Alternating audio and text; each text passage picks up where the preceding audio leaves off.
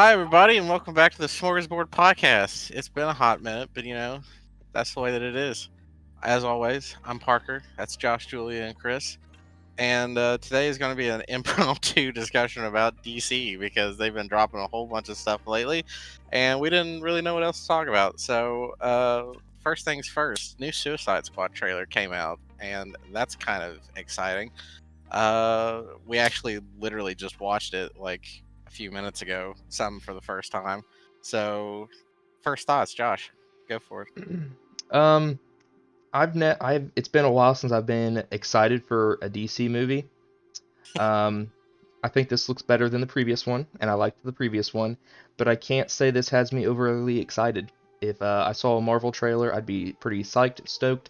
This one, meh. I'll watch it, but meh. Josh, always critical of DC content. Yeah, Julia, what yeah. did you think of it? I just don't know what's going on. If we're being quite honest, like, I mean, that's fair uh, because they didn't make it obvious. Is it a continuation? Is it not? But yeah. like, is it a continuation? Is it a reboot? Are we supposed to forget the first one because they didn't mention? I'm pretty sure I seen Captain Boomerang, but a different Yeah. Captain Boomerang. No, it's the same Captain Boomerang. It's the same Captain Boomerang. He looks Jake so Courtney. different. He looks so different. Yeah. Okay. But see, I really liked the first Suicide Squad. Like, I really liked it. I just didn't like the villain. Yeah. But I don't know what to expect in the next one. And then also, like, I don't know. I'm not a fan of John Cena being in it. I thought he was the best part of the trailer. I thought he was too. Oh, all right. Well, yeah. Where was he? I couldn't see it. Old potato salad. Old potato salad. Oh god, there's so many jokes to unpack there, but let's just move on. Chris, what did you think of it? Without seeing the first one, and get a lot of flack for that, but just not in on DC movies. It actually looked kind of exciting. It looked like a lot of comedy. I don't know if that was in the first one or not, and I don't know who all was in the first one, but there's some interesting casting choices. John Cena, and was that Michael Rooker that I saw? Yes. Yeah, Michael Rooker's gonna be in it. Yeah, and was that Pete Davidson? Yeah, so a lot of yeah. Just off the top of my head, you've got like Idris Elba, you've got Margot Robbie, you've got well, now I'm drawing a complete blank. Yeah, John Cena, the one guy who in Ant-Man, I can't remember his name. He was one of the like crew members, like one of like Michael Pena's group of guys, the Russian guy, like he had black hair and he's like real skinny. Yeah. He's in it. I can't remember his name. He's playing like Polka Dot Man, I think, which, a lot of weird, interesting characters. But yeah, I'm gonna actually look up the list of the cast shark members you guys saw was voiced by Sylvester Stallone. Don't know if you knew Is it that. really? Yes. I tried to look that up the other day to see who was playing King Shark, and the fact that it's Sylvester Stallone is fantastic. That makes me love it anymore. Because King Shark is, going off on a little tangent. King Shark is a very fun character because sometimes he's like super intelligent, and sometimes he's like he can't piece words together, kind of like what you saw there. Like there are instances where like all he can say is like "I am King Shark" or something like that. It's very like Groot-esque, but like I think that's great. So I just pulled up the cast list. We've got like Pete Davidson, John Cena, Margot Robbie, Idris Elba, Nathan Fillion. Nathan Fillion's in it? Yeah, Nathan Fillion's in it. TDK. Yeah, his character's name is TDK. I don't really know much about his character, but you got Joel Kinnaman is coming back as Rick Flag, which I really liked him in the first one. He really did. He was kind of like the straight guy in the first one, and unfortunately, in like a cast of colorful characters like the Suicide Squad, being the straight guy kind of makes you a little bit boring. But it seems like they kind of made him a little bit more like they gave him a little bit more personality in this new trailer, so I'm excited about that because I really like him as an actor. We've got Jake Courtney's coming back. Taika Waititi is apparently in it. Oh. I didn't know that. I don't know who he's playing, but then we Huh. got like Michael Rooker, Viola Davis is playing Amanda Waller again. Peter Capaldi is going to be in it. Yeah, Huh. as Chris just mentioned, Sylvester Stallone. Uh, gosh, so many people. The director's brother, Sean Gunn, is going to be in it as Weasel, which from the trailer was the weird little thing that you saw in like one clip licking like a glass Ah, door. okay. Very odd, but yeah, that's just to name the main cast. It's absolutely nuts. You know that like 90% of them are going to just eat it. Like they are Yeah. going. Like I suggest that before we watch this movie, we should kind of do what we did for the Battle of Winterfell and make a Deadpool. Yes. And for those of you unfamiliar with the concept, basically you rank who is going to die and in ranking order assign them points. So for like, Game of Thrones fans, you know that like characters drop off like flies. So we decided, well, a lot of people are going to die, right? So like let's make a game out of it. So I think we should do the same thing for Suicide Squad, because I can just looking at like the cast photo, like I think Pete Davidson's going to eat it. I think Peter Capaldi's probably going to die. I'd say that I feel like Michael Rooker might not make it. Nathan Fillion's definitely not making it. Yeah. There's just so many potential characters to just like kill off, and I think it's great. I think a movie that kind of like you can't tell how it's gonna go.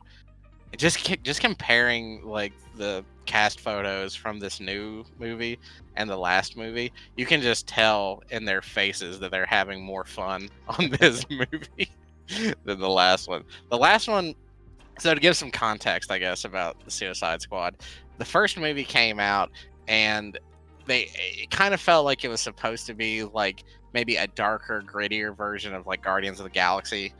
Like, and that's kind of what I think a lot of people compared it to, because like its use of like popular music and kind of like ragtag characters coming together, and kind of like just the comedy that they used in the movie. I think a lot of people were very quick to say, well, this is just a Guardians of the Galaxy ripoff, which is even funnier that James Gunn is directing the new movie.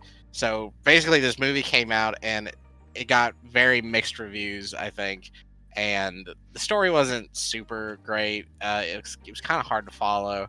And then they announced that they're coming out with the new Suicide Squad. So the first movie was just called Suicide Squad. This movie is called The Suicide Squad. And a lot of people have been going back and forth whether it's a continuation, whether it's a complete like reboot.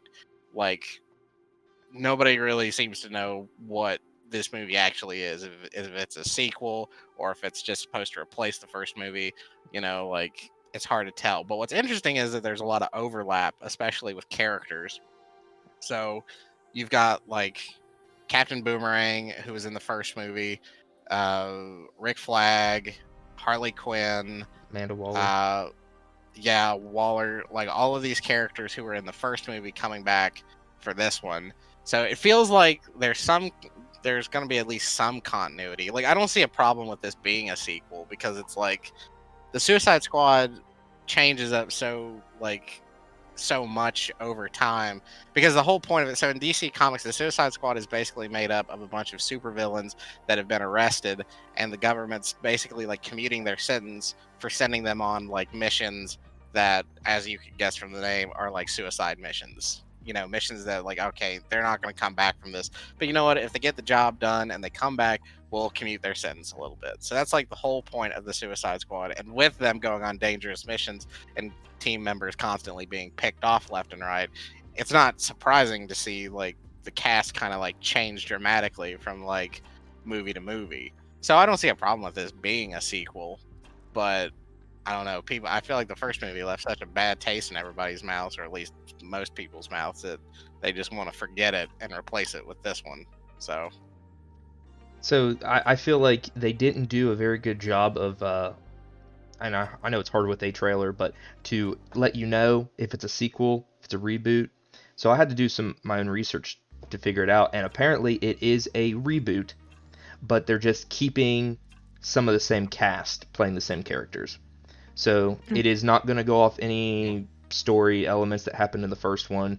It's like it never happened. They just kept some of the cast, is what it seems like. So That is very weird. interesting. Yeah, So- it's a weird thing to do. DC is kind of known for quick turnaround reboots. Like, you know, they for a while there they didn't have like a connected universe or anything. You know, you might have some movies that were like related to each other, but they were very quick to just like, okay, this Batman's over and done with. Boot up a new one. Like, Yep. recast a guy, new everything, yada yada yada. So like, it's interesting. I guess I'm not too mad about it because it doesn't. I feel like it doesn't really need anything from the first movie to build off of other than the characters. Because I feel like whether you call it a sequel or a reboot, it's gonna be hard to like not look at some of these returning characters and be like, oh yeah, I remember them from the first one. You know, like Harley Quinn is if DC can be like applauded for anything, Margot Robbie's Harley Quinn is probably like the best thing about DC right now, like about their movies, because I think she was clearly the standout star in the first Suicide Squad movie. I really liked her standalone movie. It was really fun. And clearly they're positioning her to be kind of the main focus of this movie as well. You know, kind of with like Idris Elba and Joel Kinnaman kind of playing like the like stricter like team leader kind of roles. She is clearly going to be like the heart and soul of this movie. I have no doubt about that. Yeah. I do So- appreciate. Oh yeah, go ahead. Oh no, I was just gonna say like that. I didn't watch like her standalone film. Has anybody watched Birds of Prey? Yeah. So like in the trailer, we see her needing an escape or needing an escape team. Is that how Birds of Prey ends with her being captive? No, I don't really know where this like falls in like a Okay. greater DC timeline, so to speak, because like I don't know if because they show in the first Suicide Squad movie how she got captured, right? Yes. And then Birds of Prey kind of touches on like her kind of separating herself from the Joker and like doing her own thing and being her own person, but they don't, from what I remember, they don't really address her like being a part of the Suicide Squad. So I don't know where it falls. The movies don't seem to be directly connected because no one else from Birds of Prey seemed to be in the Suicide Squad. So I don't know canonically how it all fits together. So like the Birds of Prey movie ends on a very like uplifting note, which is funny when you consider the fact that she's like a psycho killer clown lady. But Yeah. but yeah, I think I don't know. It's gonna be interesting to see if they kind of do like a retelling of Origins a little bit, just to show like how everyone ended up like being arrested, or if they're just gonna like go right into it. I think they don't need it. I think you can just kind of go right into the fact that like, oh, these are all people who have been arrested and are working for the government now. Like, But I will say that I did enjoy that part in the first Suicide Squad, to where they kind of gave everybody's like backstory on how like it was like a short like few second clip, and they have like little like name tags. It was very Deadpool-esque. yeah, Like very like breaking, like we're definitely gonna be breaking the fourth wall here, and we know what we're doing. Like, here you go. And Yeah. it was a nice like short, sweet, to the point. Like, oh, okay, so this person has this like like Deadshot killed he killed a person to save his daughter. Oh, okay. Well, yeah, they kind of did. They showed like just kind of like to introduce you to the characters a little bit, because like Deadshot was a contract killer, Harley Quinn was going nuts with the Joker. I think Captain Boomerang was like Robin Banks or something. Like they did give you a little bit of an introduction to kind of like their expertises, I guess you could say. Mhm. So it would be interesting. And then they kind of showed how they all got like arrested as well, which was funny because Batman arrested most of them. I Yeah. think. Yeah. So it'll be interesting to see if they kind of do that again, because some of these characters because I don't really know much about like Michael Rooker's character. Yeah. I know absolutely nothing about Nathan Fillion's character. I don't think we saw him in there, did we? In the trailer, Nathan Fillion's character? There's one shot of him drinking a Mr. Pibb. Oh, that was him? Okay, Yeah, that's okay. him. Okay. Yeah, there's like every superhero movie has to have that cool like team walking shot where they're like walking towards the camera, and then it like shows you, like the Avengers did it in like multiple movies, but it like shows them walking like straight onto the camera, and then a shot to the side where it shows each person coming by, and then when Nathan Fillion's character walks by, he's just like drinking a Mr. Pibb. Yeah. Like, so I think that was the only shot of him in that trailer, which I think doesn't bode well for his life expectancy in this movie. But like, I had to look up a lot of these characters, like Bloodsport. I didn't know like anything about him. That's Idris Elba's character. I had to look him up. He's like an older, I want to say he was like an older, maybe like Superman villain, but I can't really like, I don't remember at the time when they cast him, because everybody thought that he was going to be cast as the new Deadshot. Everybody thought like, oh well, if this is a reboot, then they're just going to recast it. Because I don't know why Will Smith didn't come back for this movie. I don't know if it was scheduling or if it was just he didn't want to do it. I'm not sure what the deal there was. Maybe they had a smaller budget. Maybe. I don't know. You think? I know Will Smith's budget? expensive. Well, Will Smith is a very expensive actor. I know that much. He is. Yeah. So. That's why they were able to have more people in this movie. They probably have to drop 3 characters if they wanted him. Yeah, really. So, yeah. I mean, but when you think about the star power that's behind this movie, it's crazy because you know, like Idris Elba's a big deal. Yeah. I'm a little bit biased, but John Cena's a big deal. You know, Sylvester Stallone coming in and pulling a Vin Diesel and doing like a few voice lines, like it's a big deal. Yeah. Like to have a bunch of these guys, and some of the other casts like are no slouches either. I mean, like Nathan Fillion, Michael Rooker, Peter Capaldi, like even Pete Davidson. You know, he's kind of like at like the peak of his career right now with like SNL and like all of his comedy specials and like the movies that he's doing. Like, you know, like these are not, and like Margot Robbie especially, like these are not like nobodies, you know. So if it did come down to the fact that like cutting Will Smith meant more money, that's crazy. Like, good lord, man, you were on Fresh Prince of Bel-Air. Like, that's enough to take up 4 people's salaries. Like, that's nuts. This movie just seems so meta to me because I don't know if you guys know, but when the first movie came out, that was when DC was less comical. It was more dark. That was like Man of Steel, something else, and then going to like Batman vs Superman. So I think Suicide Squad was the one right after Batman vs Superman. And as you know, those movies up to that point didn't have very much comedy, were very dark, even in just the way they were shot and everything. Well, Batman vs Superman underperformed, so Warner Brothers wanted to take Suicide Squad in a different direction. So it was actually filmed to be a darker film, and in the editing room, and maybe they did some reshoots, but then they changed the direction of the film to make it more Guardians of the Galaxy-esque and more Marvel-esque. That's why we got the like classic music soundtrack in that movie, and some of the things Julian you mentioned, you know, about the way characters were introduced and stuff.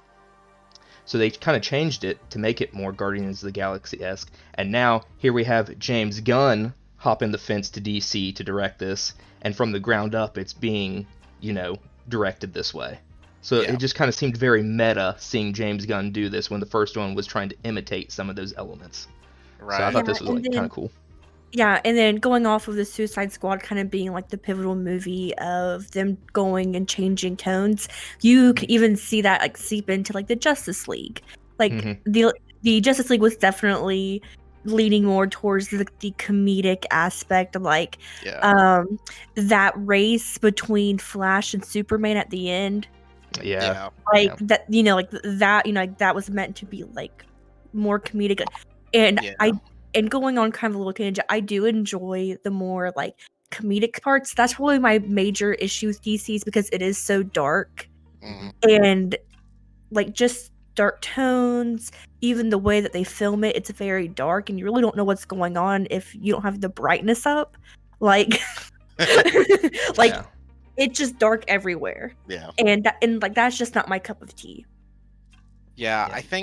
I think what hurts DC more than anything, especially with things like Suicide Squad and the Justice League, is the fact that these changes were made like in the middle of production.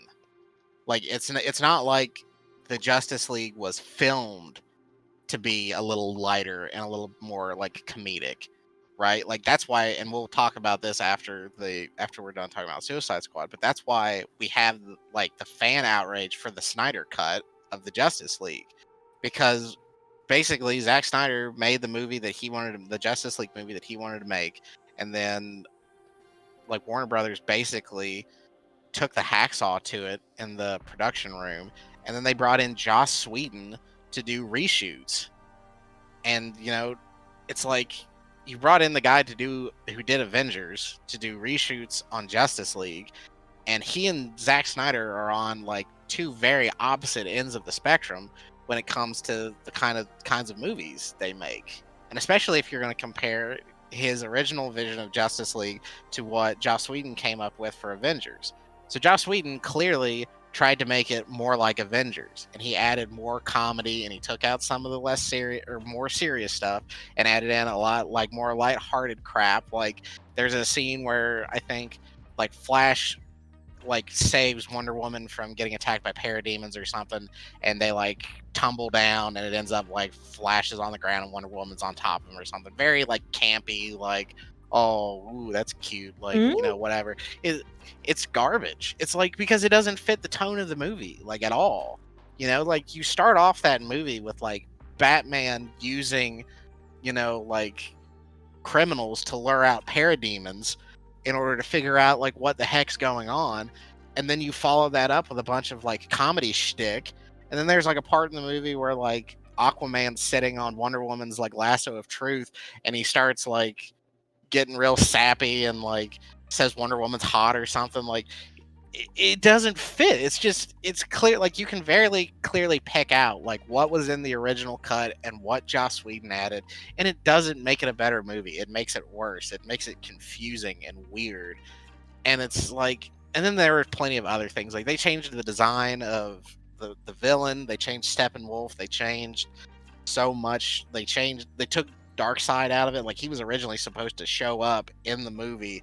They just took all these things that would have kept that tone and then made it lighter and fluffier. And it's weird when you do that. I'll get back to my point. It's weird when you do that mid-production. You can't just completely shift the tone of your movie halfway through, because you would just have to reshoot the whole movie for it to make sense. You can do reshoots, but it's like if you change like at the core what makes the movie what it is, then people are going to notice and they're not going to like it. Yep. And I think that's why Suicide Squad has mixed reviews. And I think that's why ultimately a lot of people don't really like the original cut of the Justice League.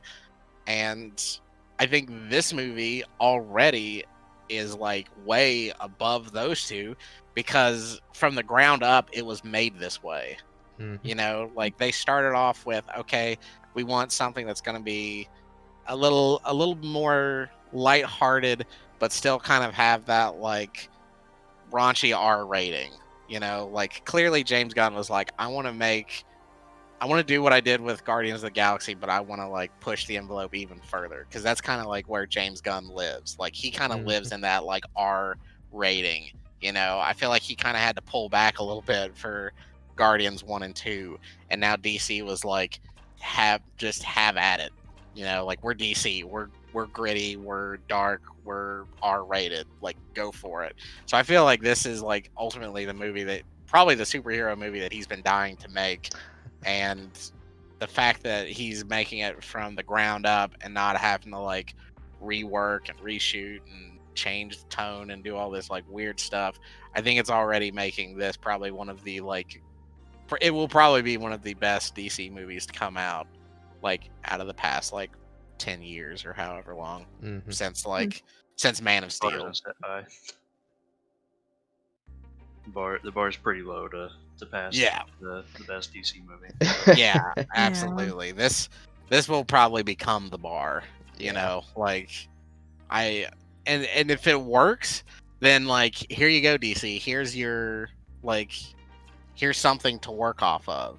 You know, like if people absolutely love this movie, it's like, all right, you know how you need to make movies from now on. You know, like of course you need to make little tweaks because you know Batman can't be campy, not like he used to be. You know, like in the Adam West era, but you know, at least you have something to work with. Not everybody has to be, and you know, they already have a formula that works for Batman. I mean, the Christopher Nolan movies are amazing. Like, Mhm. you know how to make Batman good, and the new Batman looks like it's going to be incredible.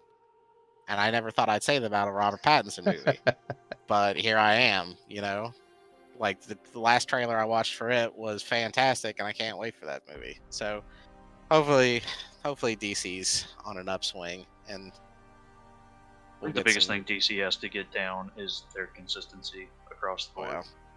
It's just, and you said it earlier. You know, they're very quick to change and kind of like retcon, not necessarily retcon, but you know, if this Batman's done, they just go straight to another Batman. If this movie, you know, the first Suicide Squad got mixed reviews, they're like, oh, let's just redo it over and do it in this style, and then changing stuff through midway through production. It's just consistency across the board for DC is what makes it so much far inferior to the MCU. Yep. Especially when we as fans have come to expect that consistency that the MCU has set in place. It's going to be a lot on DC to like start taking up some of those practices and keeping their movies in everything consistent. Yeah, and I think it ultimately comes down to planning. You know, like Marvel seems to get a plan and they typically stick with it and they keep going, you know, for better or for worse. And DC just kind of like has a tendency to pivot like anytime like something is like slightly off, or if somebody in the production team thinks that it's not going to work, they just immediately go to, all right, well let's cut it, let's change it, let's do reshoots. You know, it's a problem, you know, that DC needs to get over. They just need to, I think consistency will come with commitment. Like once you stop changing things post shooting, like when you stop like the massive reshoots and you stop the like, you know, reboots and your tone changes halfway through movies, then it's like you'll start pumping out decent content. But it's like plan that stuff out ahead of time, you know, like take the time, like even if you have to take a break. Like I feel like DC probably felt that they were rushed and like they were late to the game when it came to the cinematic universe, and they tried to make up for it, and it's just they're trying to play catch up when really they should just be taking their time. And you know, like no, I don't think anybody would be against like a slow burn for these DC movies, you know, like even if it took another 10 years to get like another Avengers level type thing, like it pays off, you know. Just quality like, over quantity at this point. Yeah, exactly. Mhm. You know, you don't need to try and compete with the Avengers by putting out like your own Avengers-esque team up movie. Like, just you know, learn to walk before you run. You know. I'd be just fine with them just putting out separate movies. I don't even need a team up in DC just yet. Yeah. Just focus on like, because that's the thing about DC is they have such great actors for the characters that they play. Yeah. And at this point, they're just being absolutely wasted. And it's a shame. If they would just buckle down on those people as those characters and give them all solid movies, solid backgrounds, and then expand upon that, it would be DC universe would be so much better. Yeah. And I think they've done that a little, like, because I really enjoyed the Aquaman movie, and I don't think you'd really needed to watch Justice League other than to just know that he's Aquaman, you know. Like I really enjoyed the Aquaman movie. I haven't seen Shazam, but I've heard very good things about it. It was good. The It was first good, yeah. the first Wonder Woman movie was good. The second one, maybe not so Mhm. much. I've heard some mixed things about that movie, but yeah, I think that they're slowly starting to get their act together. It's just take the stumble was so significant like out the gate, right? Well, like because Batman versus Superman, I think a lot of people had like mixed feelings about it as well. You know, there were a lot of things that people thought were silly, and some things that seemed like out of character for Batman, maybe. And then the Justice League is just an absolute hot mess. And now we're starting to, I think they kind of took their lumps and maybe are starting to learn from it. At least that's what I'm hoping. Pretty sure I've repressed most of of the original Justice League movie. I remember bits and pieces, but it's like when I bring it up, I start getting headaches. My favorite Embarrassing. part. Oh, sorry. Go ahead. Oh, good. Oh, I'll just say my favorite part of Justice League, and I don't know if it's actually in it or if I just made it up because I wanted it to happen. But does Cyborg say "booyah"? He says "booyah" in that, doesn't he? I think he says it I at the really- end. Yeah. Yeah, like that was honestly what I've been waiting for the whole movie because I grew up on Teen Titans, Mhm. and Oh, yeah. I just wanted him to say "booyah." And that's kind of the funny thing about DC too, because it's like they've put out so much quality content over the years that like everyone loves. Like their animated stuff is bar none like perfect, right? Like Batman Mhm. the animated series, Superman the animated series, Justice League Unlimited, like all of that stuff is great. The original run of Teen Titans is great. I'm not gonna comment on the new like Teen Titans Go because that's made for kids. That's like that's We something. we just forget about that. Yeah, that was not made for like serious storytelling. And like even like those other shows like had their like silly like haha moments because they're cartoons ultimately. But it's like still they didn't sacrifice like quality for that kind of stuff. And it's like obviously some of the new stuff that they pump out is geared like directly towards a much younger audience. Because like Teen Titans, the original run was more for like I would say like teenagers, you know. And I think that a lot of the stuff they're pumping out now is more like they're targeting like a slightly younger Like tween. demographic. Yeah, kind of like the tweens or like maybe more towards kids because they've got some other stuff like I think they've got like DC. There's something about like all the female superheroes. I think it's like it's kind of like a high school drama type thing. Mhm. Well, not drama. It's like more silly than that. But they've got a lot of stuff out now that's more geared towards children. And but still, it's like when you look at the body of work, especially like their animated movies. Like one of my favorite things about DC is that for a while they had an animated like movie universe that was all connected, which makes me a little bit angry that their live action universe sucks so much because it's like you clearly know how to like connect your stories and keep narratives flowing and keep this tone, but why can't you do that for live action movies? Like fire who's ever in charge of your live action department, promote the dude who's handling like directing all of these like animated movies and get it right, because it's like you've got all of these like and what's great is they're not all team up movies. It's like you've got like Batman has an arc of movies, Superman has an arc of movies, Green Lantern has an arc of movies. Like all of these different characters have their own movies, but they're like connected in one way or another. And then they've kind of got these massive team up movies in between that kick them off. And what's funny is the DC animated universe is kicked off by a Justice League movie, similar to how DC pseudo kind of kicked off their like live action movie, and it worked. It worked much better. And I think that you can kick off a universe like with a team up movie. Like I think there are two valid ways to do like your extended universe, right? Like Marvel did it the slow burn with introduce each main character and then do your team up movie. I think you can do your team up movie first because it makes more sense with everybody existing at the same time, operating at the same time, instead of like just trickling in like, well, this guy started, then this guy popped up, then this guy popped up. Like when it comes to the Justice League, it's like all these people are operating at the same time. Like Superman's doing his thing, Batman's doing his thing, the Flash, Green Lantern, Wonder Woman, they're all doing their own things in different parts of the world or the country or like whatever. So it makes sense because you don't ask the question, well, where's so and so during all of this? You know, like where's like well, if Superman's fighting like all of these guys in Metropolis, why doesn't Batman like look at the news and see that like aliens are invading Earth and do something about it? You know, like so I think you can do your team up movie first and have it make sense, but you just can't go through production hell like the Justice League movie did and just like crap the bed at the box office because you wanted to try to make the next Avengers.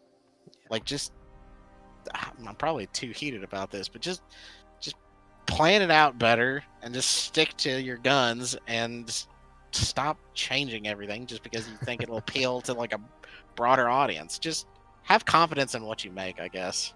That's a that's the message for everybody out there. If you are a creative type, just have confidence in what you make. Who cares who likes it and who doesn't like it? Make the thing that you want to make and push it out. Although that does not apply to Ryan Johnson.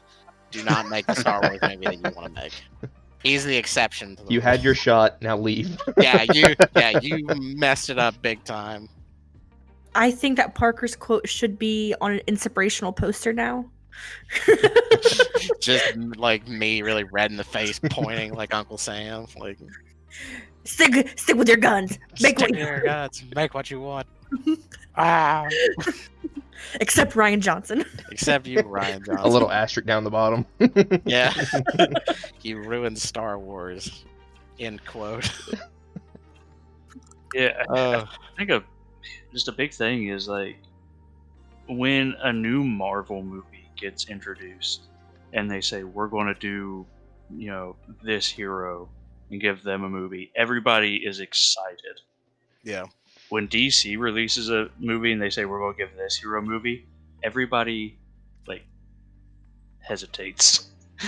Everybody's like, please don't ruin this hero because I love this hero. And then also, it's like what we already said, like, okay, where does this fit in? What timeline are we talking about? Like, what universe? Is this the Snyder universe? Is this the mainline universe? Is this an offshoot? And it's like... And that's one of DC's biggest weaknesses is that they're not consistent. Yeah. Right. And yeah, and it's hard not to compare Marvel and DC at this point. And I know it's not fair, but it's just hard not to. I think that we've been spoiled and we've been trained by Marvel, like, oh, like whatever we make is gonna be in this universe, and you would know what universe it's gonna be and go like, starting from the beginning. But with DC, it's kind of like like we're gonna watch it. We don't know where this fits in, but let's just see. Yeah, that's the thing is like they don't like. Marvel did set the standard for having everything interconnected, but that's a huge undertaking that they did starting all the way back at the Iron Man. And so I want DC to be that way, but also they don't have to be, in my opinion, as long as they give us an inkling of where this takes place, what universe this takes place, if it's on a different Earth, if it's on whatever.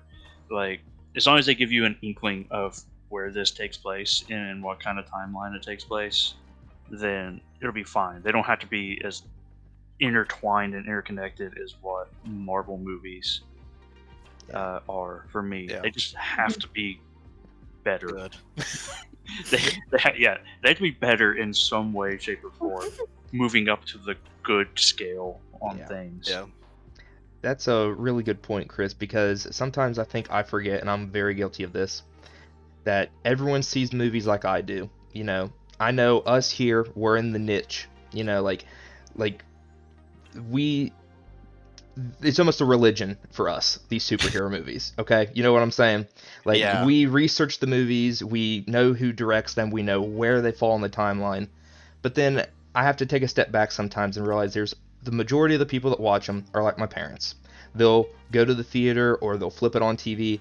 They don't care where in the timeline it's happening, as long as they know who the characters are who the bad guy is, who the good guys are, and it's an entertaining movie, then they're happy.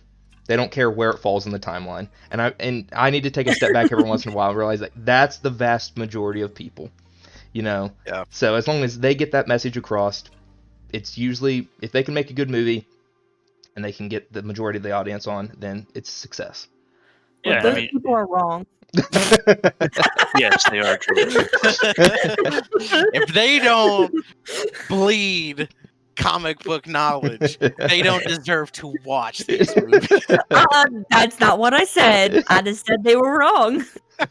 See, my parents are the opposite. My dad will ask me like where he's like, where does this fit in? Like was that guy in this movie? Like my dad is very educated on like the universe things, but I think he knows that I'm like a wealth of information when it comes to like all things like nerdy. So he's just like, anytime he has a question, it's like I'm more of a resource than like Google is. So, which I think it's great. I love that my dad loves these movies. So, And I mean, yeah, they don't have to like do it in the universe either to tell us when it's set. I mean, most of the stuff that we see from Marvel comes from straight out the director's mouth or straight out the whoever's mouth. Like they're like, this takes place like WandaVision. Whenever they're releasing it, they said this takes place 2 weeks after the I don't call snap. it that. Yeah, the event. The what? The what? Marvel. the It's snap. No, We're not That's not calling it that. Julia, get out of here. that's not it. Alright, We're not calling it that. Josh, What is it? mute Julia for the rest of the podcast. Purple Man make people go bye bye. That's what it's called. The blip? Julia, it's not called that. We're gonna bleep that out, guys. Don't worry. We're gonna bleep that out. Yeah. It's okay. Make her sound like she's saying swear words. Okay, go on. But yeah, like it doesn't have to be in universe. Like it doesn't have to flash across the screen that this takes place this time period or on this Earth or whatever. Just have the director, whoever does the bloody movie, just step up and be like, "Hey, this is this time and place," and Yeah. that's fine for us. People who go out and research when these movies are taking place chronologically or wherever.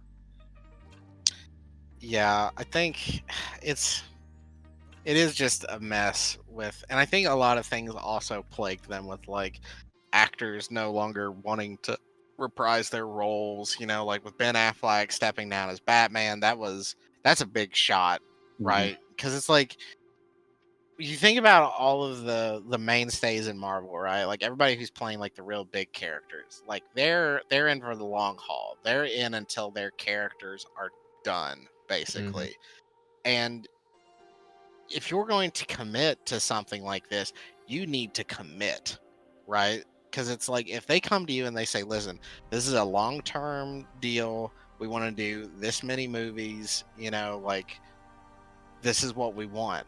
And then you have a situation where it's like one of your main three steps down, right? Like the mainstays of DC are Superman, Batman, and Wonder Woman. And Batman just walked. Like, that's a problem out the gate. And it makes the rest of the universe, I think, suffer because it's like you can't have a Justice League movie without Batman. Like, he just can't be absent. It's weird, And I don't know if Henry Cavill is back or not. I've seen mixed things. I knew he was leaving for a while, and then maybe he came back to it. I just don't know. It's like that's He's left for the Witcher series. Yeah, but then I thought I saw something where he was coming back to it. Maybe it was a fever dream. I don't know, but just like it's absolutely crazy when you can't even keep your main cast of people like attached to the project. And I don't know if that's the fault of Warner Brothers or if it's the fault of the actors being flaky. Because I'll be honest, Ben Affleck's whole situation seems super flaky to me. Like he was supposed to do like 3 Batman movies post Justice League. He was even supposed to like direct one of them, I think. And then he dropped the director's position, and then he completely dropped out of the movie. And then that's how we got Robert Pattinson. And honestly, he's shaping up to be a far better Batman than Ben Affleck. And I think if his movie goes over great, I think Robert Pattinson could be a mainstay of Batman if he wants to do it. And I hope that he wants to do it. Because just from what I saw from that trailer of what I think I think the movie's called The Batman, right? I believe so. Yeah. So from that trailer alone, like he just fits the part in a way that I never thought he would. You know, like I was iffy on his costume, but after I saw it in action, I was like, nope, I'm done. It's great. No more complaints. Just like the one action sequence of him, like he's like facing down a bunch of like goons, right? And then one in particular comes after him and he just beats the snot out of this guy.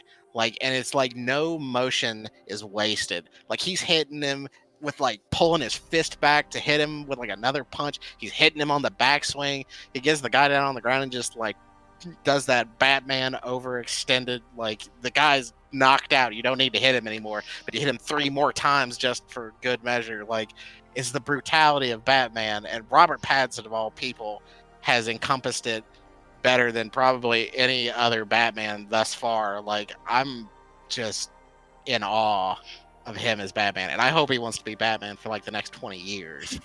You know, like let him go off and do whatever other movies he wants to in the meantime, but do whatever you have to keep him as Batman if his movie is going to be like the just massive success that I think that it's going to be.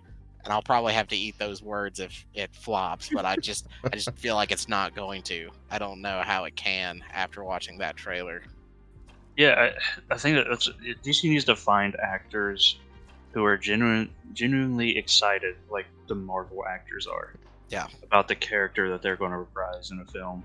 I don't know if Ben Affleck was that way about being Batman, or if it was just another role for him.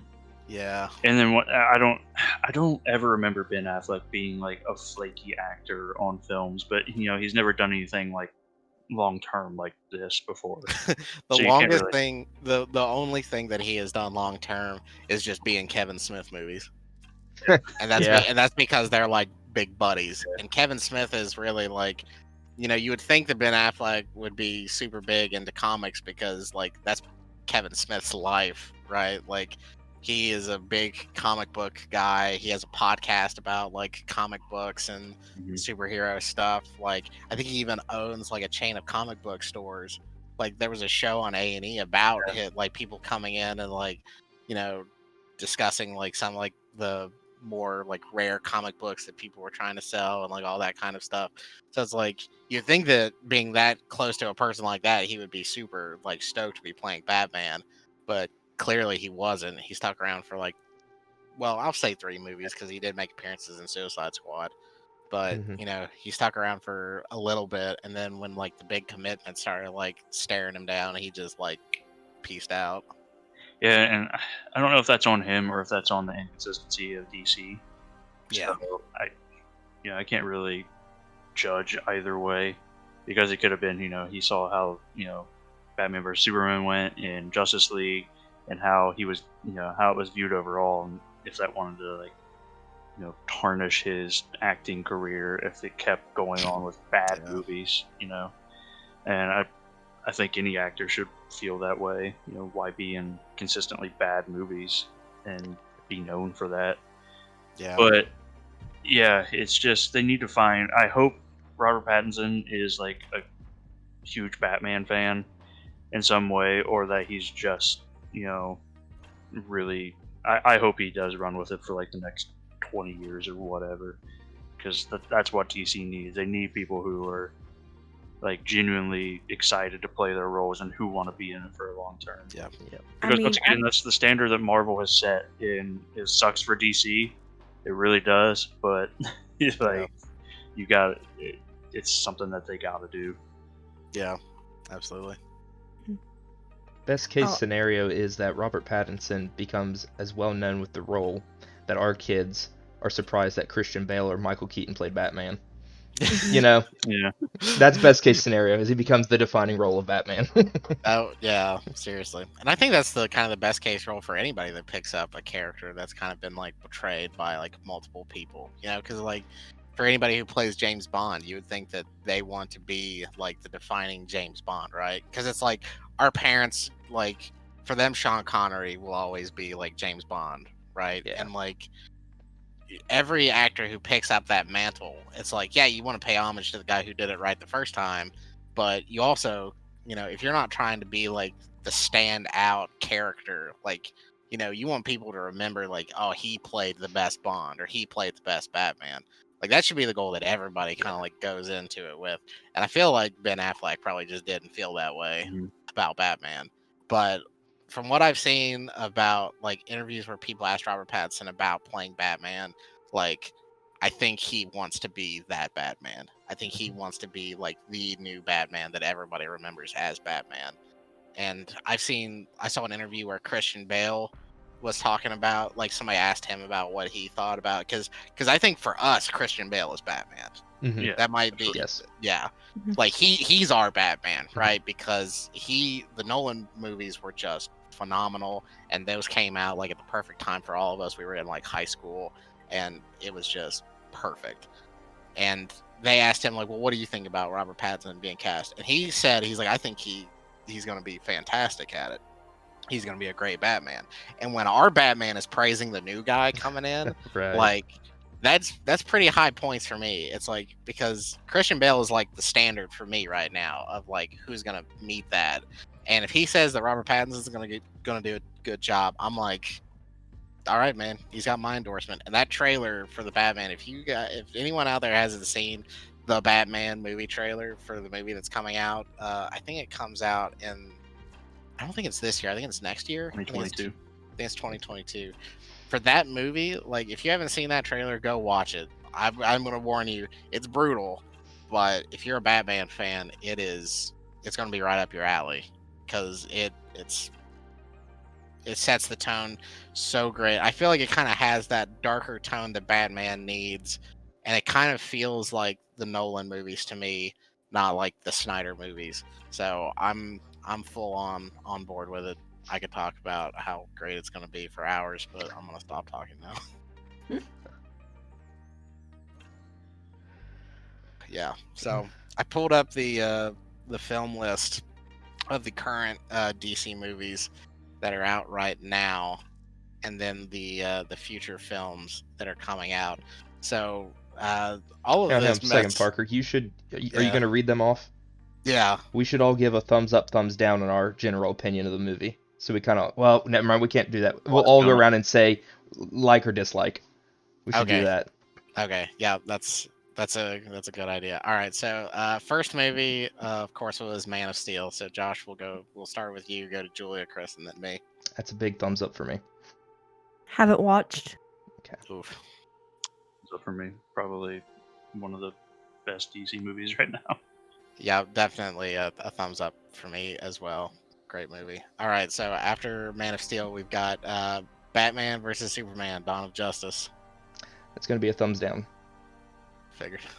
Haven't watched. Julia, I'm noticing. It's not a bad trend. Thumbs up. What was yours, Chris? Thumbs down. What was yours, Parker? Mine's a thumbs up. Okay. I'm gonna Make give sure you say Batman- yours too. Yeah, I said thumbs up for Man of Steel as well, Oh, in case I didn't. But yeah, so yeah, I have to give it a thumbs up because I did enjoy the movie. I think there are a lot of silly things about it, but I still liked it. All right, next was Suicide Squad. That's a thumbs up for me. I liked it. Thumbs up. Haven't seen it. I think I have to ultimately give it a thumbs down. Okay. It just wasn't what it should have been. So, and then after that was Wonder Woman, the first Wonder Woman movie. That's a thumbs up. Really liked it. Thumbs down. Really? Okay. Yeah, you have to elaborate a little bit on that. Okay. I liked the beginning. I didn't like the villain. And that's my biggest complaint about it. My biggest complaint is that I don't think that DC makes good villains. That's fair, I think. But going into Wonder Woman, I didn't want the villain to be some higher being. Like, you know how it was like Ares, the god of war? I wanted it to be an actual person, and Wonder Woman realizing that humans are the real, like, threat and monster. Okay. That's what I wanted, and it's not because the movie was bad. It's just because I didn't like the way that they portrayed him, and I didn't like how it was. Who was the villain? Like, who played him? I can't Some remember who played him. scrawny, like ginger. Wasn't it the guy who played Julia, that is an offensive term. Jeez. Yeah. Okay. Oh gosh. No hate, like. Oh gosh, yeah. I'm trying to remember. For some reason, he gives me Harry Potter vibes. Is he Yeah. from Harry Potter? I want to say that he was. Didn't he play? Was he the dad? Was he Ron's Weaslly? dad? No, I didn't think he was no. Ron's dad. Okay. No, he was. What was his name? The werewolf professor. Yeah. Lupin? Is No? that it? Was it Loomis or Lupin? Or I can't remember what his name is. I'm sorry for all you Harry Potter people out there. We but- can hear you Yeah. screaming now. It's okay. Yeah. Yeah. Just put it in the comments below. But yeah, that's why I would have to ultimately give Wonder Woman a thumbs down. Okay. All right, Chris. Thumbs up for me. I agree with Julia, but I think I do have to give it a thumbs up ultimately. So after that, of course, I think we've made our opinions very clear about this.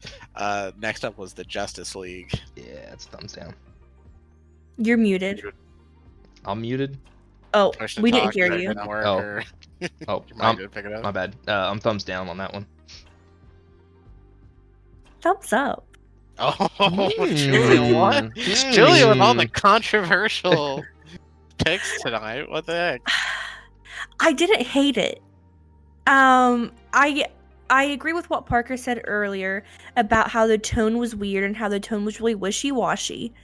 But overall, I think it was a good foundation that like if they would have stuck with the same director or if they would have stuck with the same tone, it would have been a great foundation for future movies. Interesting. Okay, then. We're gonna have a segment on the podcast called Julia versus the rest of the world.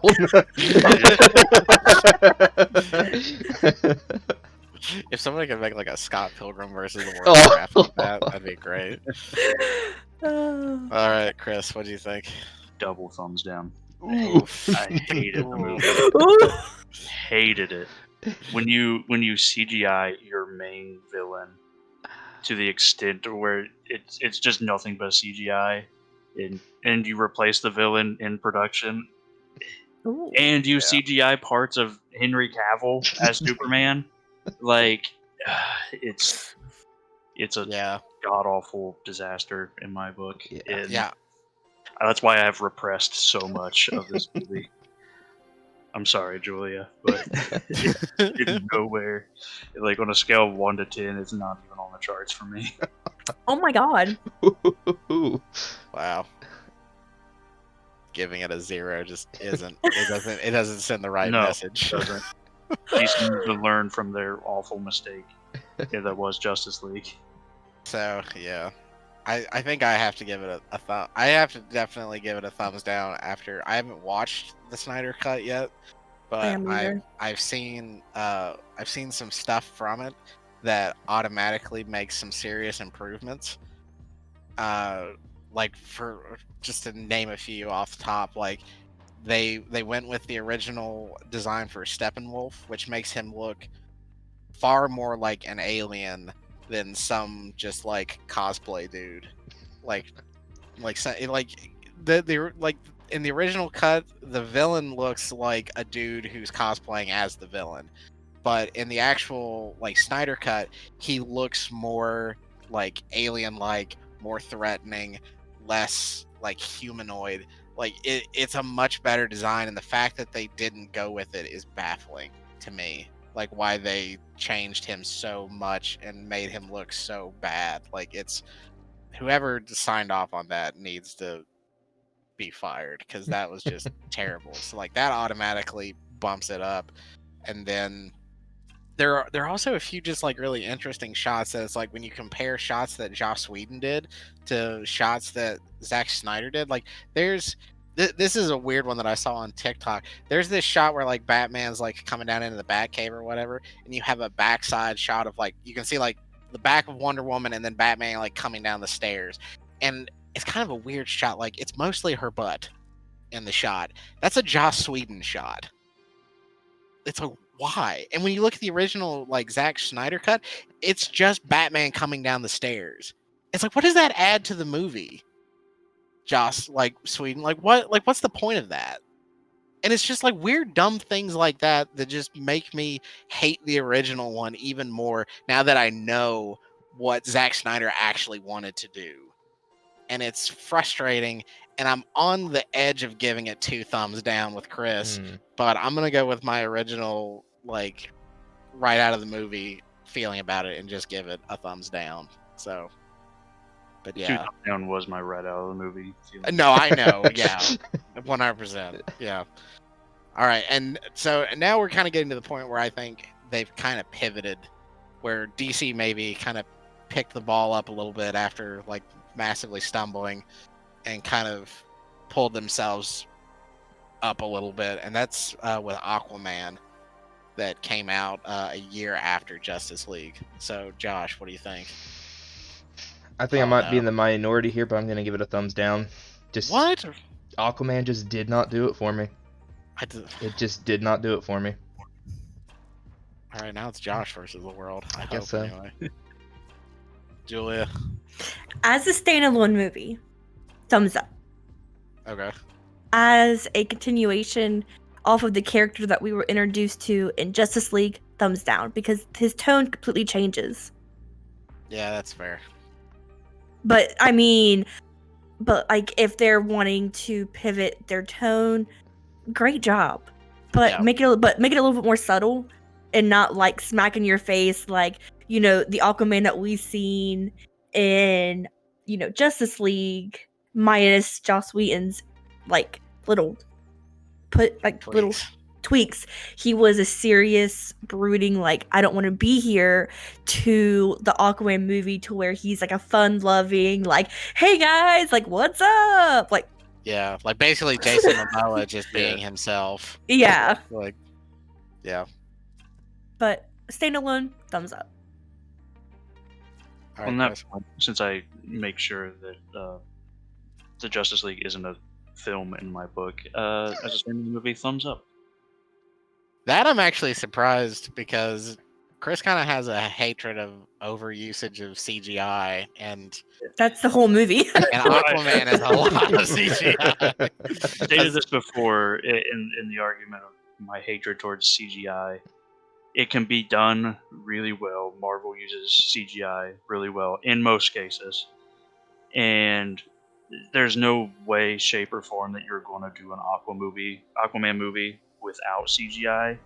And I actually think DC did a really decent job of using CGI to make Aquaman's movie. So, I kind of a pick me up from Chris's 2 thumbs down for Justice League. I think I have to give Aquaman 2 thumbs up, because I really loved this movie. Like, I thought all of the cool, like, aquatic design stuff that they did, like, there were, like, kind of like merfolk, you know, like, that were a lot more, like, kind of like mutated than all of the other, like, Atlanteans. Like, they had, like, the full on, like, mermaid tails and, like, kind of like fish like features. Like, I thought they looked fantastic. There's, like, I don't know if it's a kraken or what exactly it is, but, like, the big monster that basically Aquaman has to kind of like make peace with in order to get, like, the King's Trident. Like, that thing looked awesome. The big battle near the end, which was kind of like Star Wars underwater, like, it looked awesome. Like, I absolutely love this movie, and I really like Jason Momoa, and I thought he was a great, like, leading man. I thought he was very likable, and ultimately I want to like my protagonists, and I liked the heck out of Aquaman. I'd go to, you know, like, the bar with him, Wild, you know? yeah, I'd go to, like, Buffalo Wild Wings with his Arthur Curry, and, you know, maybe go to, like, SeaWorld after, whatever he wants to do. Like, you know, I'd hang out with him. Like, it was very good. 2 thumbs up. Yeah. I'll go back and say that while I did enjoy the CGI from Aquaman, I do not enjoy the camera angles that they do in the DC universe that you can see in Aquaman Yeah. horribly. In For people who don't know what I'm talking about, two specific scenes that stick out to me is when he's talking to his father on the docks to the lighthouse. They Mhm. do the whole superimposing, or they blur the background for some reason, and it makes it look so fake. And then there's a scene where I think it's Aquaman washes up on a boat, or somebody washes up on a boat, and it has an overhead shot, and half of the boat is out of the thing, and it looks so fake, and it's like, why not just go with an actual realism shot Yeah. in these things? And I don't. It's DC makes no sense in my opinion. All right. So after Aquaman, we've got Shazam. I liked Shazam. It was a breath of fresh air, because this one I felt like was the first. Well, not the first one, but this really embraced the lighter tones of DC, and it was a Yeah. real breath of fresh air, and I really liked Shazam. Thumbs up. Thumbs up for me too. And like Josh said, it wasn't the first that did the lighter tones of DC, but it was the first one that did it well, Yeah. in my opinion. So I still actually haven't seen Shazam yet. I've just been putting it off, and I don't know why I've been doing it.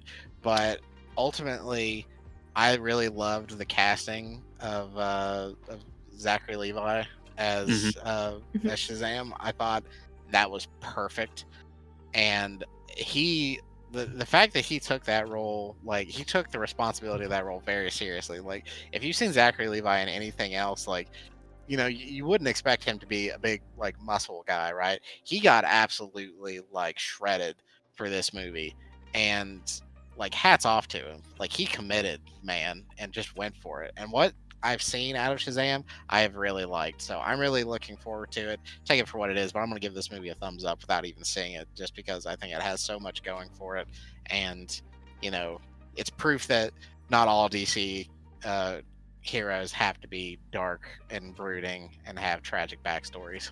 Although Yeah. Billy Batson is an orphan, but we'll not get into that. I mean, Who isn't in the DC universe? Nobody has like a good home life. So even in Marvel, who has a good home life in Marvel? that's fair. Yeah. It's just a qualification to become a superhero, I guess. Like Yeah. you just can't have a stable. You have to go with the family you choose or your And whatever garbage. yeah. All right, so after Shazam was Birds of Prey.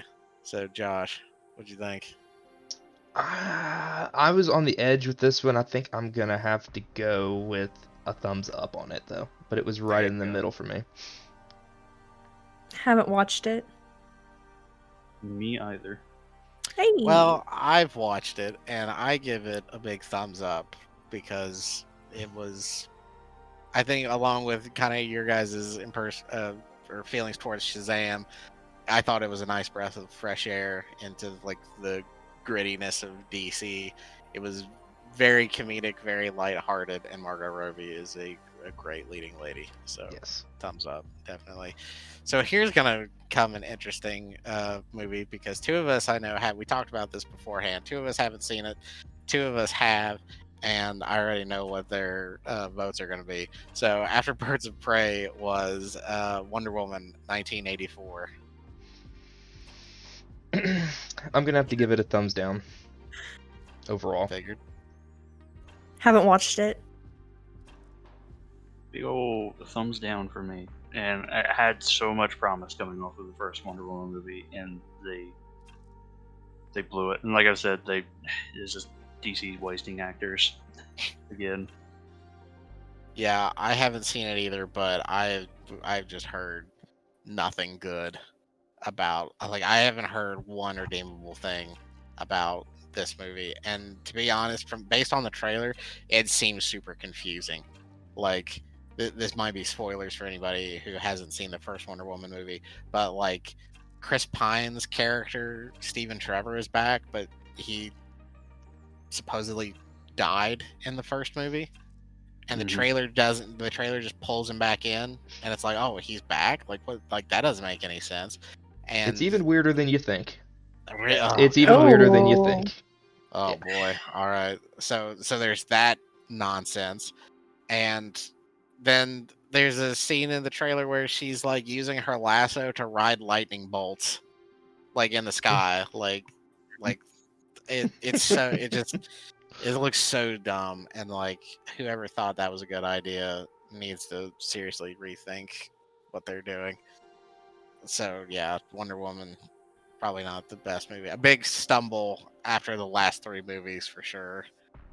So and that brings us to a movie that none of us have seen because it's 4 hours long, and who's got time to dedicate to that? But I will find it. The Zack Snyder cut of Justice League that came out not too long ago. I'm actually And really excited to see this. I am Yeah, I too. am too. Yeah, I think it's gonna be very interesting.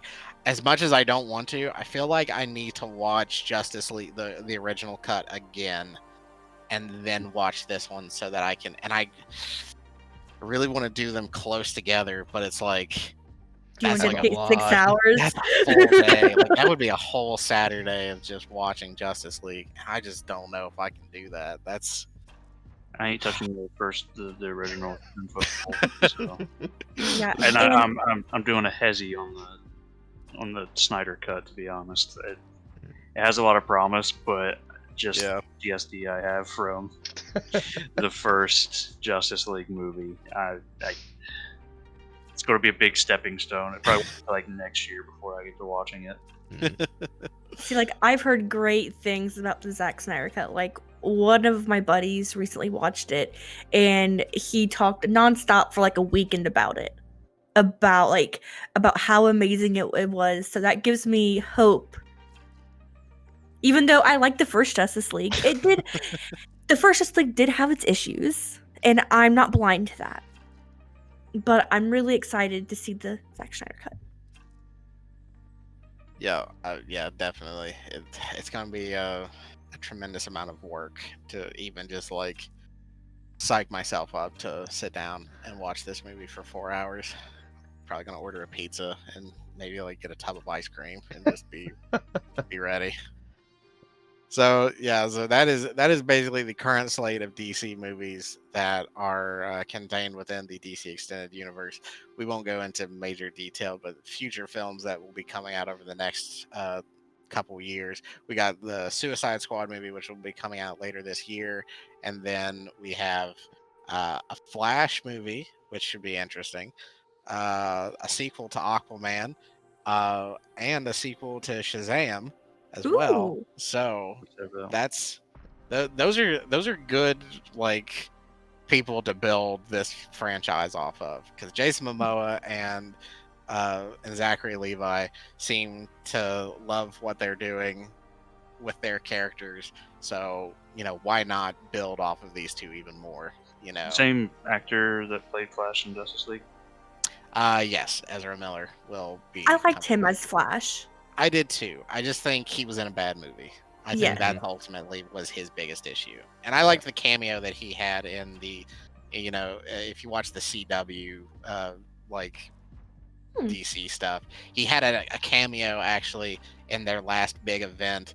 So like their version of the Flash, who's played by Grant Gustin, was kind of zipping through like the multiverse, and he found himself in Star Labs, but there was like nobody else around him. And then he turns around, and there's Ezra Miller's Flash, and they have this nice little like exchange where they're like complimenting each other on their costumes. Like, Grant's like, "Oh wow, you got like all this armor plating. That would have been really helpful for a lot of situations." And then Ezra Miller's like, "Yeah, but yours like can breathe and it's more flexible." Like, they're like joking around with each other.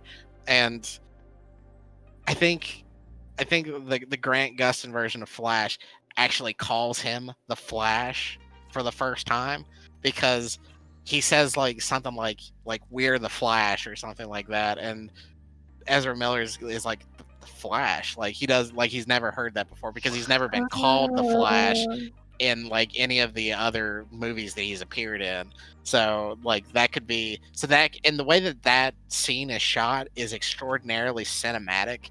when you compare it to like the way that the rest of the DC stuff on the CW is shot. So it's probably safe to say that that scene is going to be in like the Flash movie, and that's going to be where he hears the name the Flash for the first time. And I'm sure somewhere later, I would almost like bet money on it that at some point in that movie somebody's going to be like, "Who are you? What do we call you?" And then there will be a nice like pan in on his face, and he'll just be like the Flash, and then roll credits. You know? I think that the introduction of the Flash in that scene would be a great end credit scene. Yeah. It doesn't have to make an appearance in the movie, but it can be like an end credit scene for those who don't watch the CW, me, because I would have never have known that. Yeah. And it would be a nice little like end credits, like, oh, hey, like that's how he knows he's the Flash, and we don't have to talk about it anymore because it just happened. Yeah. So, yeah, the Flash is, as a character, because his speed allows him to like travel through time and like tear through like the multiverse and like all kinds of things. I'd say that you could probably heavily expect that in his movie, because I think they're wanting to kind of do like one of the biggest stories that the Flash ever had was called Flashpoint, where he basically goes back in time and like changes history. And I think they're wanting to do something like that. So it would make sense for him to kind of like, while he's fumbling around time and space, like running into another version of himself, So I don't know. I'm actually kind of really excited for that, because I really enjoyed like the first season of the Flash TV show, and I like the Flash as a character. So that movie is probably high on my list of things to watch in 2022. So that's exciting. And then one movie that hasn't been given a release date yet and has been teased for who knows how long is the Black Adam movie that's going to be starring Dwayne "The Rock" Johnson. So I don't know if you guys heard they cast someone else for that movie. What? He's not doing it anymore? No, he is. They cast another character in the movie. No. You're not gonna guess who though and what character. What? Yeah, no. John Cena. I'm gonna look this up to confirm it before I say, but so talk.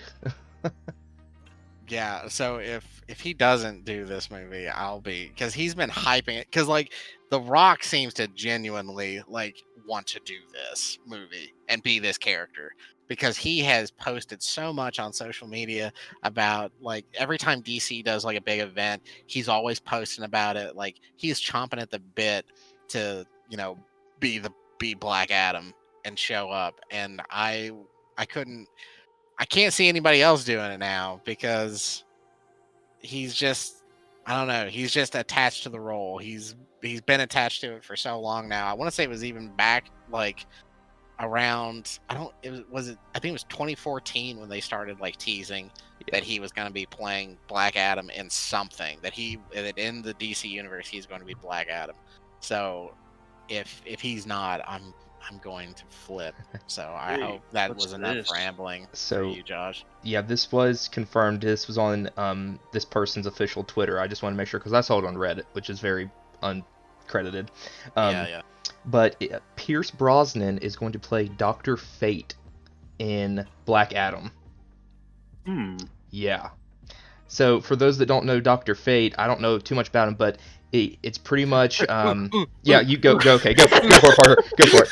Go for it. Okay, so the easiest comparison to make is that Dr. Fate is basically like the Doctor Strange of the DC universe, but it kind of goes deeper into that. So like Dr. Fate is like, there's this helmet that kind of possesses what's known as like a god of order. So in the DC universe, like when you kind of start getting into their like deity structure, you have like Lords of Order and Lords of Chaos, and the Lords of Order are obviously trying to like hold the world together, and the Lords of Chaos are trying to tear it apart. But one of the strongest ones lives inside of this helmet that when somebody puts it on, they become Dr. Fate, and they're kind of imbued with the powers of this Lord of Order. And he's kind of like just this real strict, like authoritarian superhero that kind of like keeps like when everybody else starts kind of like getting off the beaten path, he kind of like shows up and he's like, "You're screwing with destiny, like knock it off." And he's just super powerful and super cool, and I like him a lot. I knew He it was from in- the helmet, so when I heard that, I was like, Yeah. ooh. But Yeah, he was. And in fact, Pierce Brosnan's gonna play him. Oh man, the that's name's exciting. Fate, Dr. Fate. Dr. Fate. Oh gosh. Oh, Yeah. I'm freaking out now that I know this. That is so cool because the first time that I ever saw him was in the Justice League Unlimited cartoon, and he is just super cool. And I can't even put words together right now. I did not know that he was going to be in that movie. The fact that they just cast Dr. Fate is exciting to me. And Like, it gives hope for that movie to actually happen, because like you said, they've been talking about it for a while. Yeah. So to have Pierce Brosnan attached to it and playing Dr. Fate, that's super awesome. Oh gosh. Well, you broke me. I got nothing now. I just saw an article that that Michael B. Jordan's Static Shock has found their writer for a movie on that. No kidding. Yeah, so that's underway now. So,